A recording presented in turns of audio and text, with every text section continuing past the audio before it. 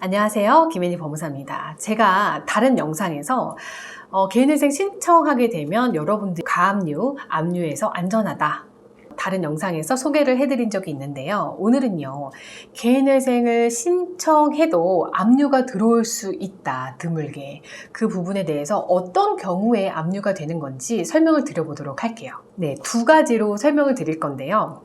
사실 그 회생 신청서가 들어가는 순간 거의 한 99% 정도는 가압류, 압류에서 자유로워진다, 이렇게 생각을 하시면 됩니다. 그런데 드물게 종종 있어요, 이런 경우가. 어떤 경우냐면요, 첫 번째는 회생 신청을 할 것을 채권자가 보통 예상하기가 좀 힘들잖아요. 그렇다 보니까 연체 기간은 길어지는데 채무자가 연락도 잘 안 받고 그러는 거예요. 그러면 채권자는 이 사람한테 무슨 재산이 있는지 좀 확인하고 싶고, 또 가압류, 소송 이런 것들을 생각하게 된단 말이죠.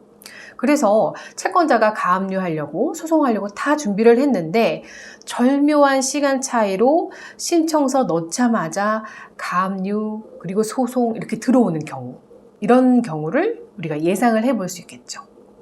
두 번째는요, 일반적으로 판결을 받아서 이제 압류까지 하려면요, 최소한 3-4개월은 걸립니다. 그런데 소송이 필요 없는 형태의 집행 권한이 있어요. 그게 바로 공정증서입니다.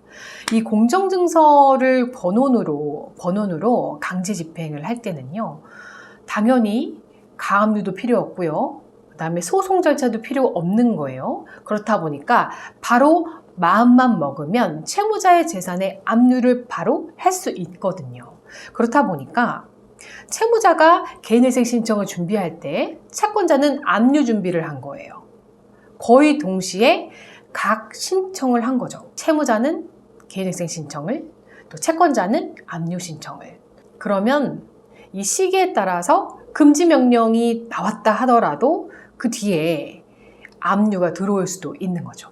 특히 이 공정증서를 집행 권한으로 하는 그 압류는요, 채권 압류는요, 보통 은행권이 아니라 이제 개인 채권자인 경우가 많단 말이에요. 그러면 개인 채권자의 그 성격, 기질에 따라서 어떤 사람은 또 변제가 안 되면 즉각 바로 법적 조치를 하는 사람이 있고요, 또 한참 기다려보는 사람이 있거든요. 그래서 은행권처럼 뭐 연체를 했을 때 뭐 한 달 동안 독촉을 해본다던가 이렇게 꾸준하게 독촉을 하지 않고 그 사람의 성향에 따라서 갑자기 법적 조치를 한다든지 예상할 수 없는 그런 부분들이 있기 때문에 갑작스럽게 압류가 될 수 있는 거죠. 사실 이 두 경우 모두 연체가 길어지게 되면 이런 상황이 올 수 있는 것입니다.